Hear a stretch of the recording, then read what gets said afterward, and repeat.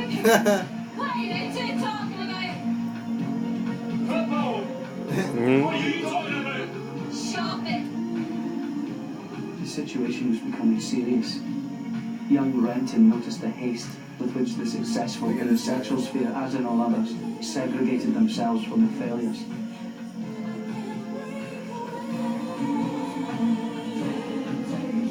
What he's wearing, dude.